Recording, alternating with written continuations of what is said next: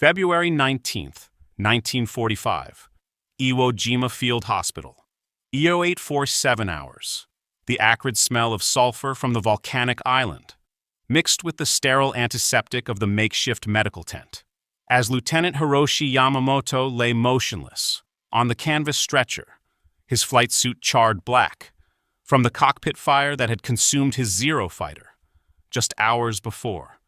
Third-degree burns covered 60% of his body, the raw flesh weeping through the remnants of his uniform, while waves of unimaginable pain crashed over him. Like the Pacific swells against Iwo's black beaches, the morphine administered by the Navy corpsman, who had pulled him from the wreckage, was beginning to wear off, and consciousness brought with it the terrible realization that he was now in the hands of his enemies, the very Americans he had been trained to kill, without mercy or hesitation. Navy Nurse Lieutenant Sarah McKinnon worked with practiced precision, her steady fingers cleaning the pilot's burns with saline solution, while whispering soft reassurances he could not understand, but somehow felt in his soul. She had volunteered for this forward assignment, knowing she would treat enemy wounded alongside American casualties. Yet what she had not expected was to see such profound shock in the eyes of Japanese prisoners when they realized they were receiving medical care rather than the torture and execution their military training had promised would be their fate. The clean white bandages she wrapped around Yamamoto's arms and torso would become, in the weeks that followed, a symbol more powerful than any propaganda leaflet, proof that American values extended even to those who had tried to kill them just hours before. This moment of human compassion, amidst the hellscape of one of World War II's bloodiest battles, represented something far more significant than individual mercy. It embodied the fundamental ideological divide that separated democratic America from imperial Japan, a difference that would ultimately determine not just the outcome of the war, but the moral legacy of how civilized nations treat their enemies. For Lieutenant Yamamoto and thousands of Japanese prisoners like him, the experience of receiving medical care from American hands would shatter everything they had been taught about their enemies and force them to confront uncomfortable truths about the nature of honor, humanity, and the society they had been willing to die for. The white gauze that covered Japanese burns became more than medical necessity. It represented the abundance and humanity of a democratic society that could afford to show mercy, even to those who had shown none in return. In the gentle touch of American nurses lay the essence of values that had sustained democracy through its darkest hours, values that would prove more enduring than the steel of Japanese swords or the fire of kamikaze attacks. The morphine that dulled Japanese pain carried within its chemical structure the accumulated wisdom of Western medical science, freely shared even with enemies who had rejected such knowledge as foreign corruption of their warrior spirit. The Japanese military doctrine of Bushido had spent decades conditioning pilots like Yamamoto to view capture as the ultimate disgrace, a fate worse than death itself that would bring eternal shame upon their families and ancestors. The Imperial Japanese Army's Field Service Code explicitly stated that soldiers must never suffer the shame of being taken alive, and those who did were considered dead to their families and nation. Japanese propaganda had painted Americans as barbaric demons who tortured prisoners for sport and defiled the bodies of the dead with unspeakable cruelties that violated every principle of honorable warfare. Captured pilots expected immediate execution, prolonged torture, or at best, slow death through deliberate medical neglect that would demonstrate American racial hatred and moral corruption. These expectations were not born from fantasy, but from the Japanese military's own treatment of captured enemies. Throughout the Pacific Campaign, Japanese forces had routinely executed American prisoners, conducted medical experiments on captured airmen, and used prisoners for bayonet practice, in training exercises that were considered essential for developing proper warrior spirit. The Bataan Death March, the execution of Doolittle raiders, and countless other atrocities had created a culture where showing mercy to enemies was viewed as weakness, and treating prisoners humanely was considered a betrayal of the emperor and the warrior code that defined Japanese military identity. Lieutenant Yamamoto had internalized these beliefs completely, accepting that capture meant disgrace beyond redemption, and treatment worse than any honorable death in combat. When his Zero took a direct hit from an American Corsair's .50 caliber machine guns over Iwo Jima on February 18, 1945, his first instinct was to dive his burning aircraft into the American fleet below in a final kamikaze attack that would restore honor to his name and family. But the flames had reached the cockpit too quickly, and the searing heat had rendered him unconscious before he could complete his self-sacrifice, leaving him to face the ultimate shame of survival and capture by enemies he had been taught to despise as racially inferior beings. He awoke 18 hours later in an American field hospital, his body wrapped in clean bandages, an intravenous drip providing him with life-sustaining fluids, and American medical personnel monitoring his vital signs with the same attention they gave their own wounded soldiers. The shock was immediate and profound.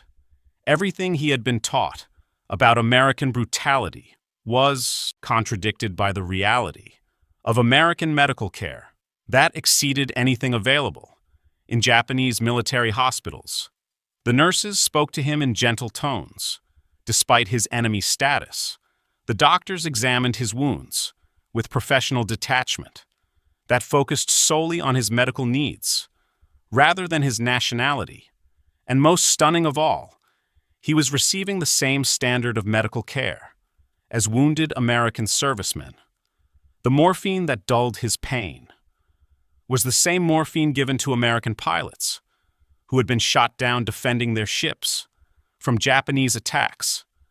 The clean white bandages that covered his burns were identical to those used on American casualties, woven from American cotton and manufactured to specifications that prioritized healing over cost considerations. The blood plasma that kept him alive came from the same supply that sustained wounded American soldiers, donated voluntarily by American civilians who had no knowledge that their blood might save the life of an enemy pilot who had tried to kill their sons and brothers. This experience was replicated thousands of times across the Pacific Theater as American medical personnel treated captured Japanese soldiers, sailors, and airmen according to Geneva Convention standards that the United States had pledged to uphold, despite Japan's refusal to ratify the international agreements governing prisoner treatment.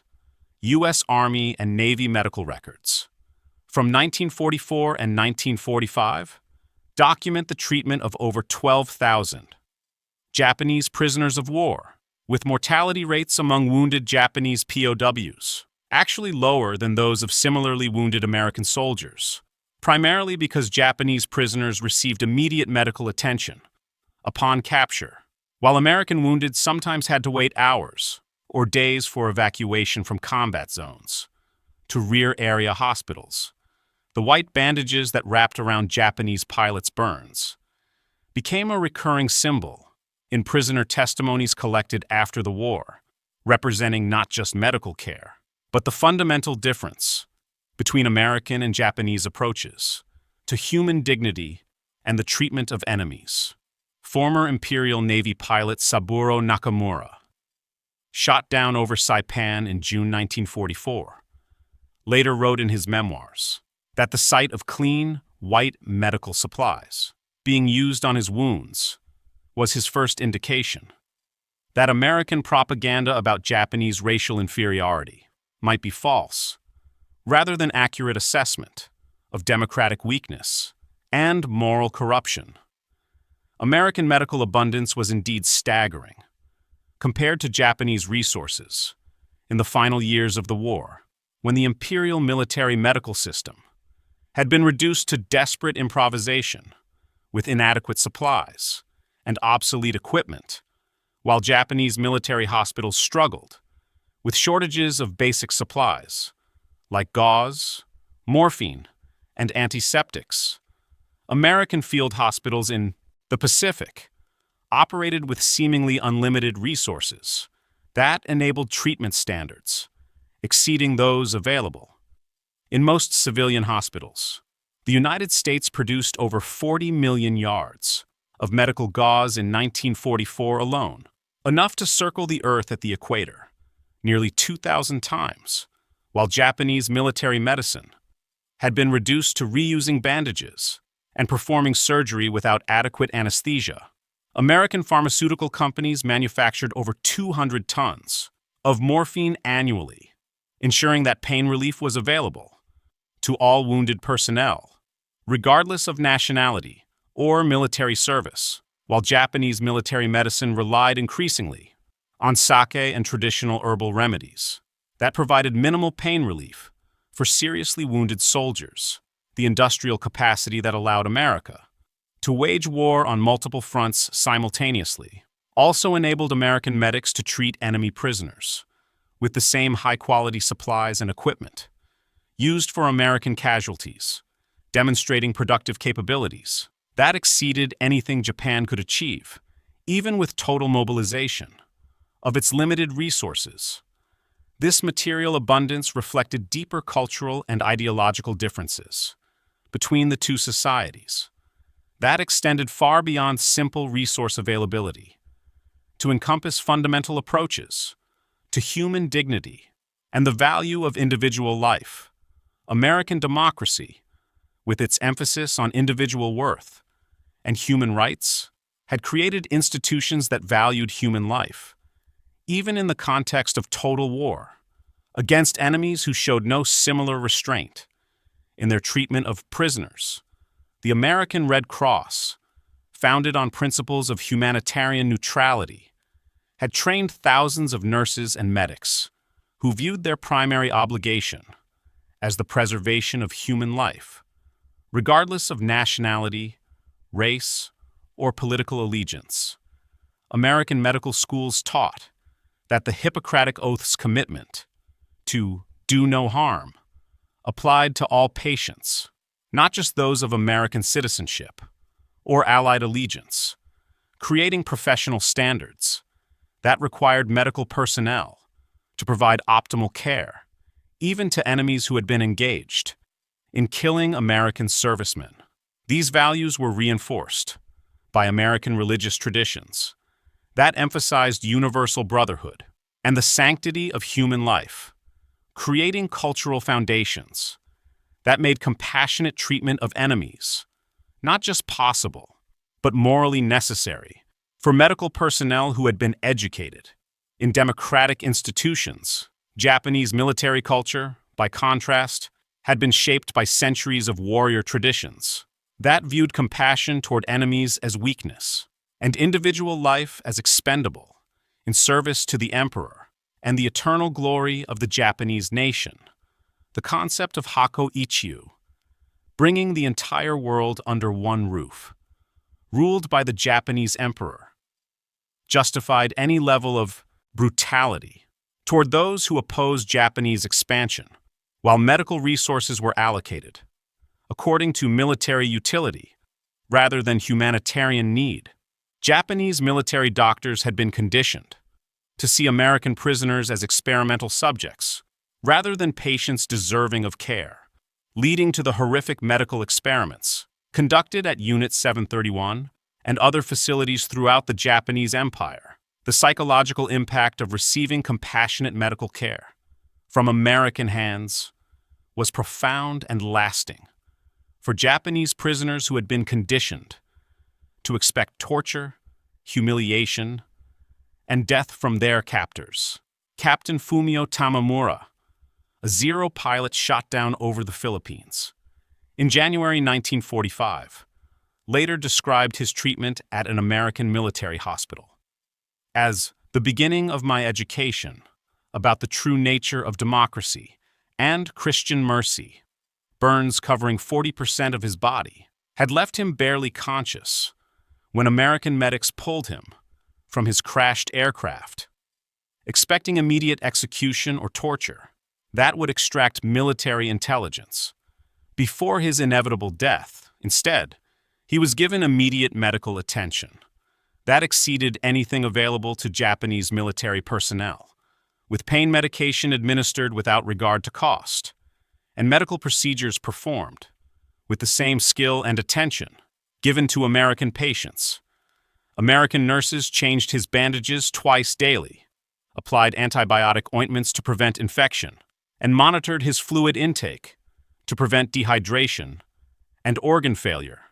When he developed a fever from infected wounds, American doctors administered precious penicillin, the revolutionary antibiotic that remained largely unavailable to Japanese military medicine, treating him with the same life-saving drug they used to protect American soldiers from potentially fatal infections. The clean white bandages that covered Tamamura's body became a daily reminder of American medical efficiency and humanitarian values that challenged everything he had been taught about democratic weakness and racial inferiority. Each time a nurse unwrapped the soiled dressings and replaced them with fresh, sterile cloth, he was forced to confront the reality that his captors possessed both the resources and the moral commitment to preserve his life, despite his efforts to kill them. The bandages were always perfectly white, never the yellowed, reused strips that Japanese military medicine had been reduced to using. As shortages worsened throughout 1944 and 1945, the quality of American medical supplies, observed by Japanese prisoners, reflected industrial capabilities and organizational priorities that contradicted everything they had been taught about American society and democratic institutions. The cotton used in American bandages was woven to consistent specifications that ensured proper absorption and healing, while synthetic materials provided waterproof backing that prevented contamination and promoted faster recovery.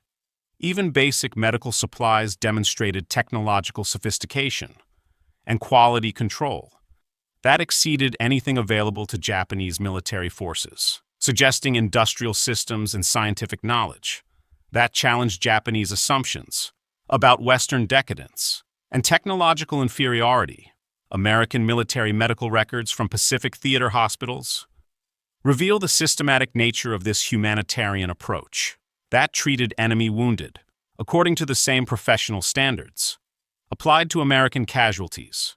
The 42nd General Hospital on Saipan treated 847 Japanese prisoners between July 1944 and August 1945, maintaining detailed medical records for each patient that documented treatment procedures, medication administration, and recovery progress, with the same thoroughness applied to American patients.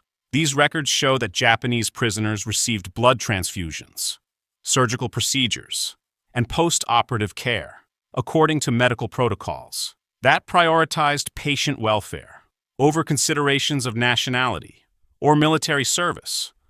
Mortality rates among Japanese prisoners at American military hospitals averaged 3.2%, compared to 8.7% mortality rates at Japanese military hospitals treating their own wounded soldiers, reflecting not just superior American medical resources, but fundamental commitments to preserving human life that transcended wartime emotions and desires for revenge against enemies who had shown no similar mercy to American prisoners. This statistical difference demonstrated medical capabilities and humanitarian principles that impressed Japanese prisoners, who recognized professional competence and moral development. that exceeded anything achieved through Japanese military training and indoctrination. The transformation of Japanese prisoners' attitudes toward America and Americans was gradual but profound, beginning with recognition that American medical treatment contradicted every assumption about democratic brutality and racial hatred that Japanese propaganda had promoted. Lieutenant Kenji Sasaki, a dive bomber pilot captured after being shot down during the Battle of the Philippine Sea, later testified that his worldview began to change during the first week of his medical treatment, when he observed American nurses working 12-hour shifts without complaint to provide care for both American and Japanese patients. The white bandages that covered Sasaki's wounded legs became symbols of American competence and organizational ability that challenged Japanese stereotypes about democratic chaos and individualistic selfishness. Each morning, when nurses arrived to change his dressings, he observed their systematic approach to patient care that included checking temperature, blood pressure, and pulse with precision instruments that demonstrated scientific knowledge and technological capabilities. Medical charts were updated every 4 hours with detailed information about patient condition, medication administration, and treatment progress, suggesting organizational systems and professional standards that exceeded anything he had observed. In Japanese military medicine, the abundance of medical supplies available to American military hospitals also challenged Japanese assumptions about American industrial capacity and resource management during wartime conditions that supposedly strained democratic societies. Beyond their organizational capabilities, morphine was administered freely to control pain, with dosages calculated according to body weight and injury severity, rather than rationed according to supply constraints.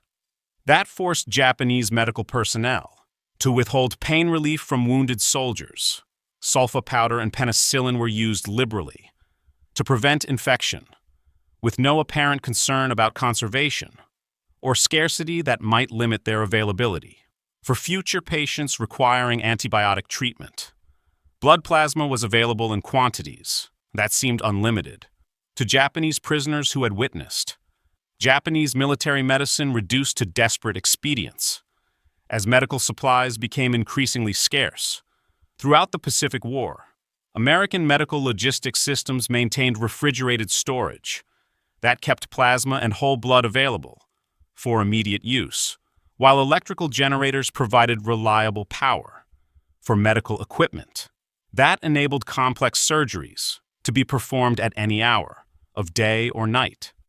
Operating rooms were equipped with electric lighting that allowed precise surgical procedures, while recovery wards had electrical fans that improved air circulation and reduced the risk of infection among patients recovering from serious injuries.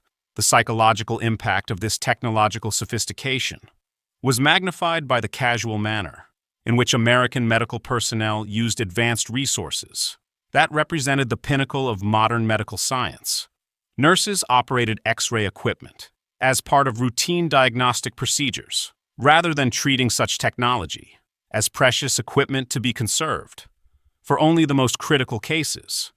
Doctors prescribed new antibiotics without apparent concern about cost or availability, while surgical teams used disposable supplies, including surgical gloves and sterile drapes, that were discarded after single use, rather than cleaned and reused, to conserve scarce resources.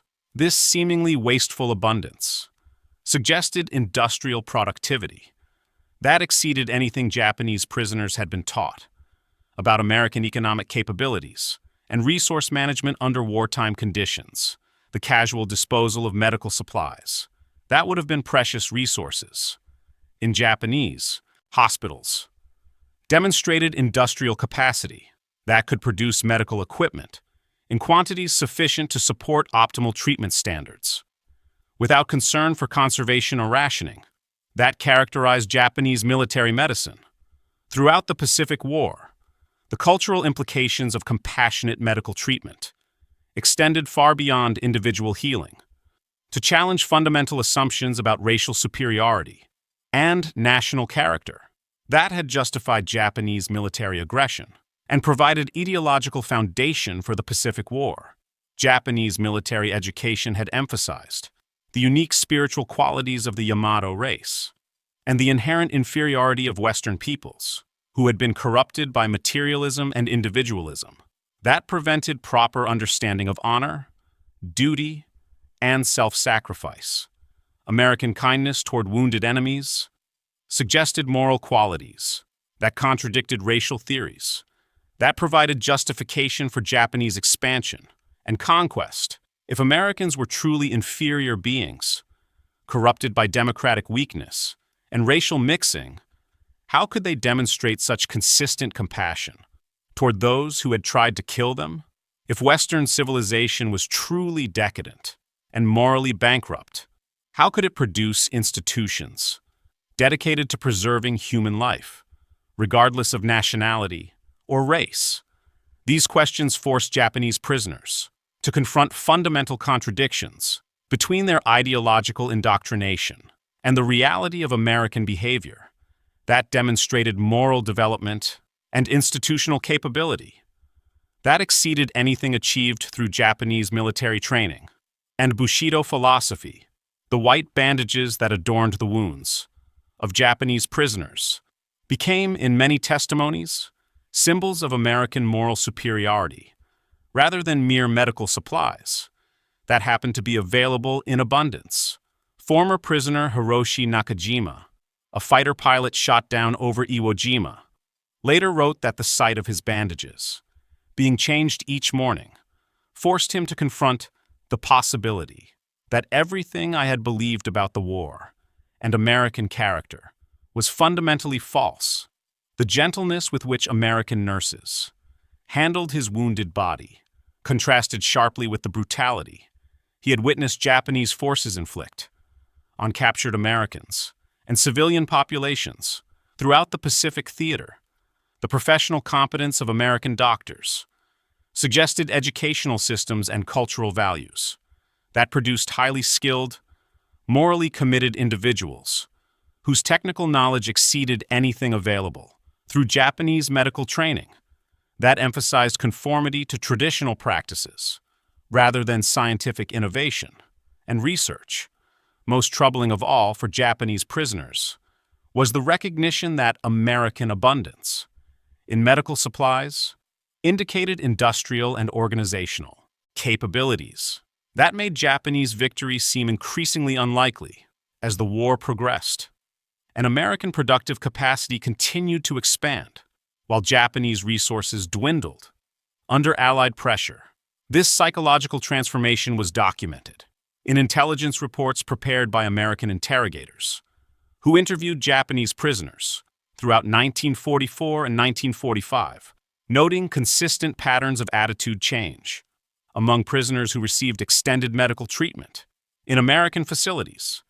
Initial hostility and resistance gradually gave way to curiosity about American society and institutions, while rigid adherence to Japanese military ideology was replaced by questions about democratic values and individual rights that Japanese prisoners observed being practiced by their captors, even under wartime conditions. Many Japanese prisoners expressed surprise at the diversity of American military personnel, having expected to encounter only the racial stereotypes promoted by Japanese propaganda that portrayed Americans as uniformly inferior beings, corrupted by racial mixing and democratic chaos. The reality of integrated medical teams, including doctors and nurses from various ethnic backgrounds, challenged Japanese assumptions about American social cohesion and military effectiveness, while professional cooperation between Americans of different racial and religious backgrounds demonstrated social unity that Japanese ideology claimed was impossible in heterogeneous democratic societies. The medical treatment of Japanese prisoners also provided opportunities for cultural exchange. That would have been impossible in combat situations, where language barriers and military discipline prevented meaningful communication between enemies. American medical personnel learned about Japanese military organization, training methods, and combat techniques through informal conversations with recovering prisoners, who gradually became willing to share information about their experiences and military service. Japanese pilots provided technical information about aircraft performance and tactical procedures. That proved valuable to American intelligence analysts seeking to improve countermeasures against Japanese air attacks. More importantly, these interactions allowed both sides to recognize their shared humanity, despite the ideological chasm that had divided their nations and peoples.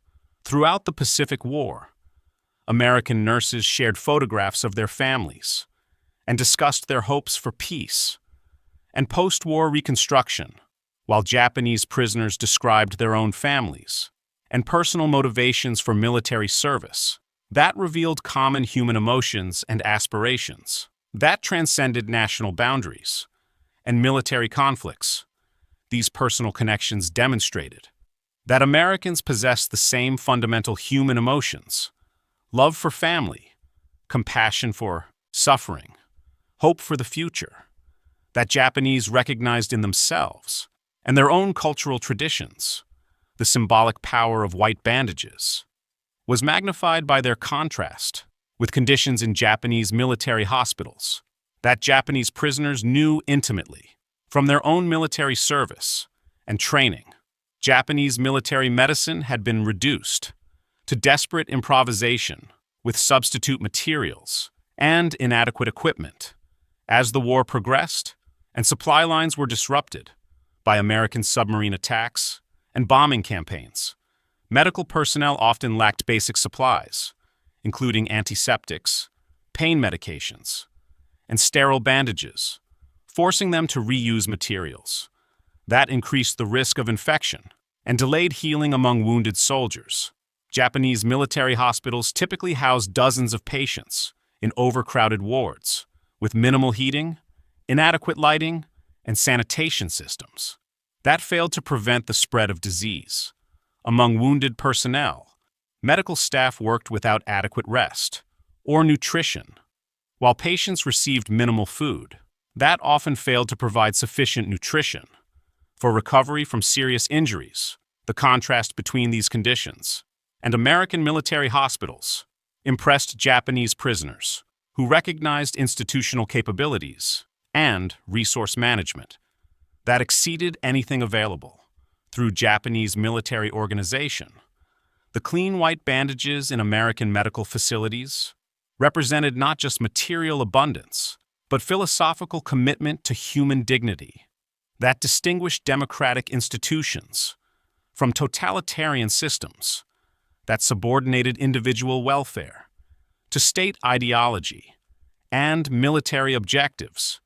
Even enemy pilots who had sought to destroy American society were treated according to medical standards that recognized their fundamental humanity and right to life, demonstrating consistency between democratic ideals and institutional practice that Japanese prisoners found impressive and morally compelling. This consistency between American values and behavior proved more persuasive than any amount of propaganda could have achieved, providing concrete evidence of democratic principles that Japanese prisoners could observe directly, rather than simply reading about in documents or hearing about in speeches. The fact that these humanitarian standards were maintained, even during the most intensive combat operations, suggested moral strength, rather than the weakness that Japanese propaganda attributed to democratic societies that supposedly lacked the discipline and unity necessary for effective military action. The daily routine of medical treatment reinforced these symbolic meanings through countless small interactions that demonstrated systematic respect for human dignity and individual welfare. American medical personnel addressed Japanese prisoners politely, using formal titles rather than degrading epithets. that might have expressed understandable anger toward enemies who had killed American servicemen.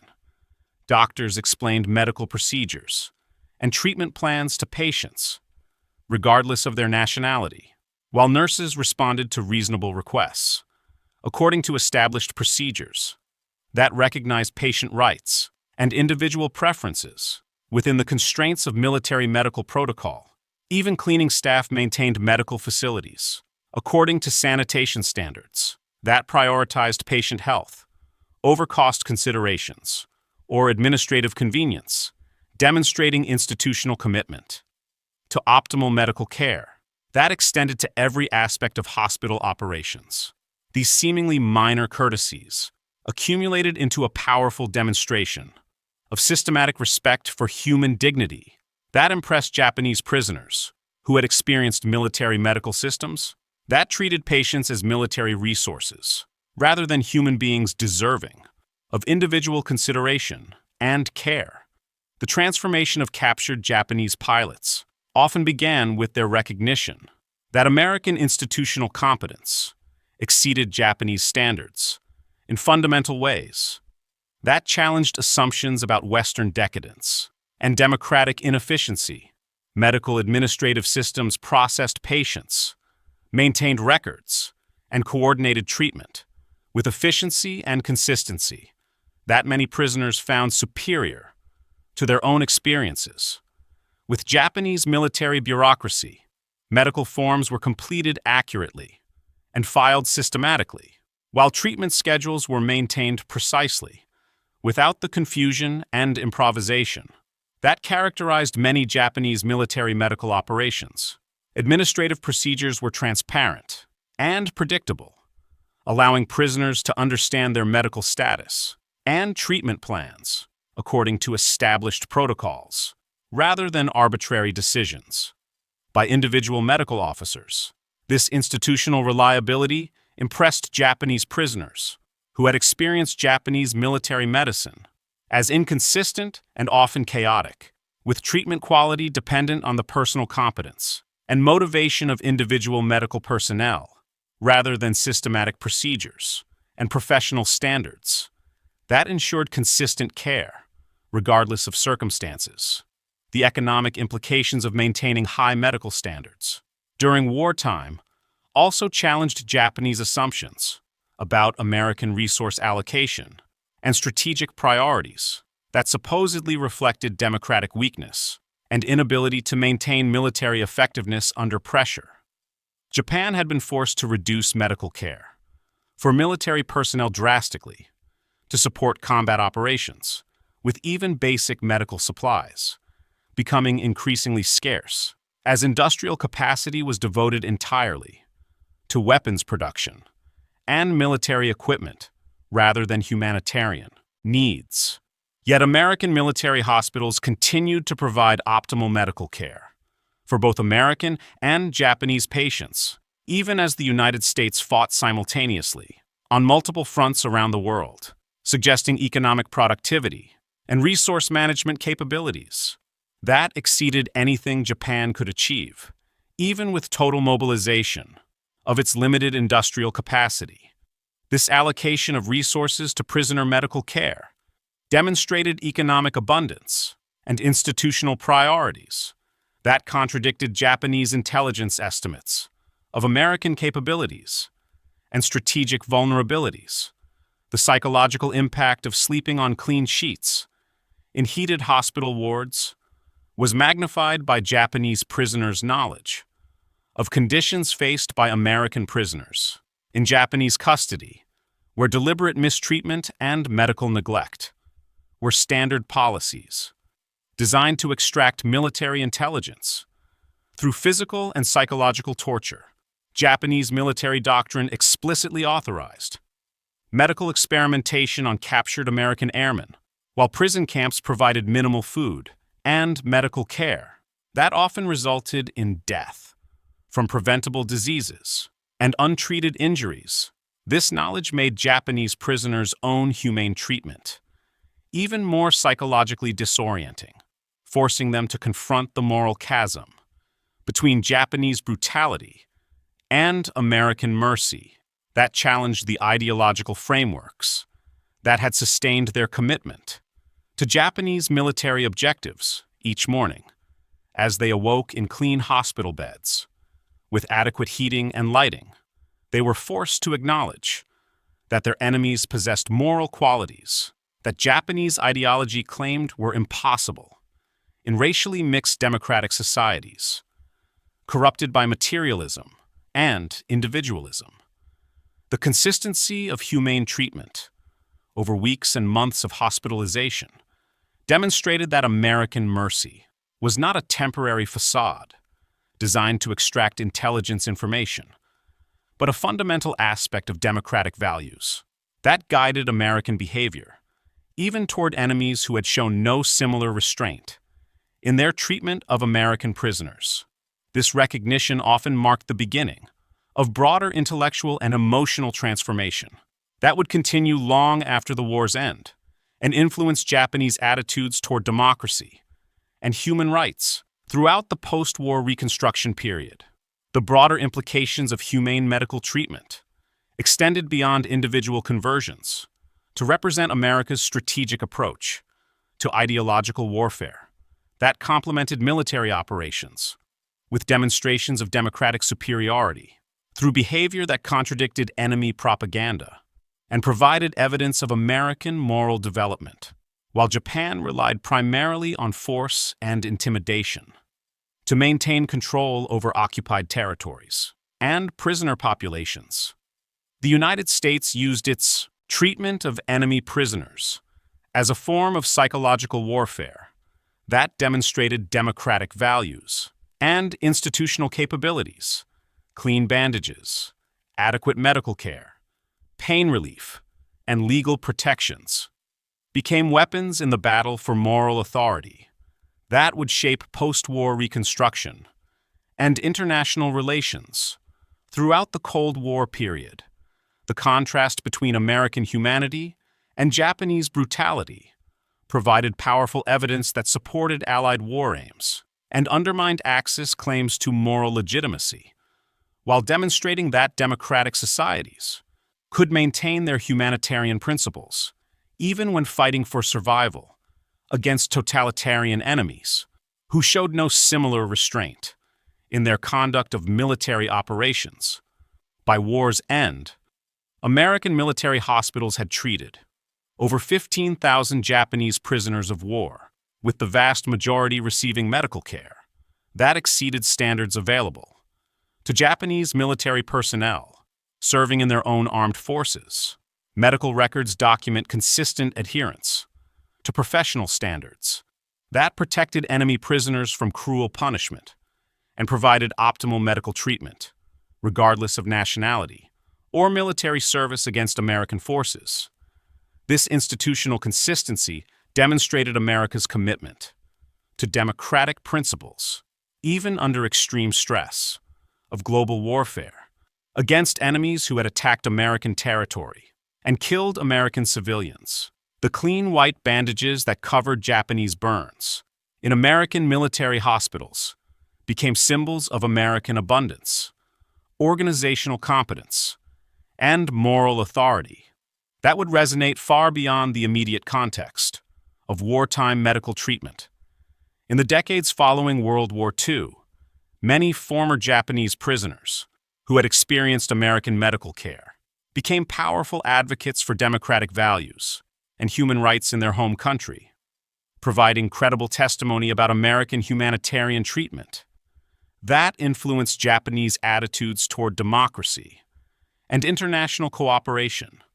Their personal experiences of American kindness provided emotional foundation for the Japanese-American alliance that would become central to Pacific security and economic development throughout the Cold War period and beyond.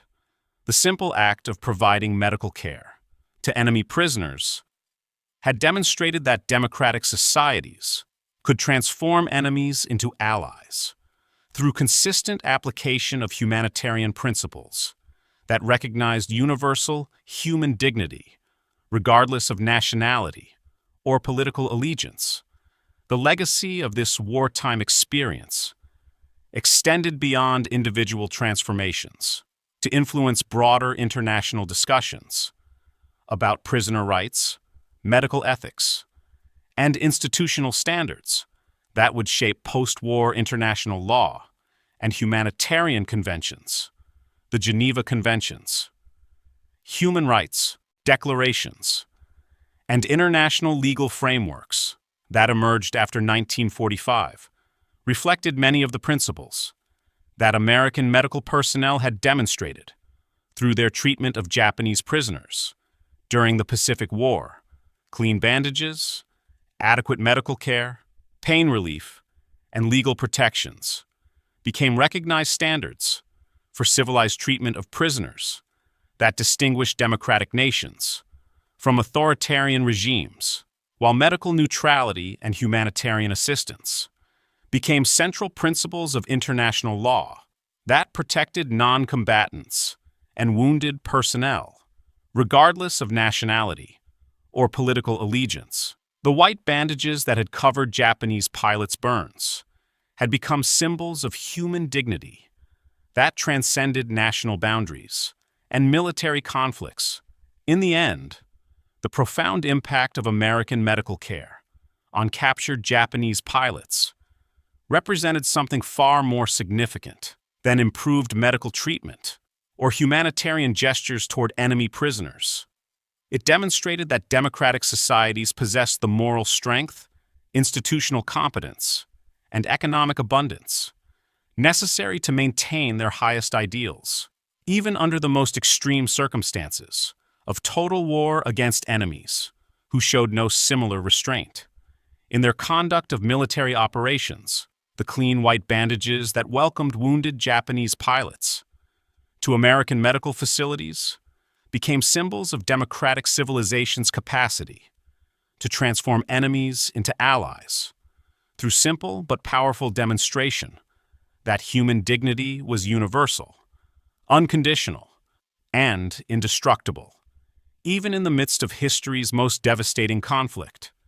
In a world torn apart by racial hatred and totalitarian brutality, these small acts of medical compassion pointed toward a future where democratic values could prevail, not through force alone, but through the irresistible appeal of societies that treated even their enemies as human beings deserving of care, respect, and hope for redemption. Through the transformative power of mercy and human kindness that distinguished civilization from barbarism and pointed toward lasting peace, built on mutual understanding and shared recognition of universal human dignity.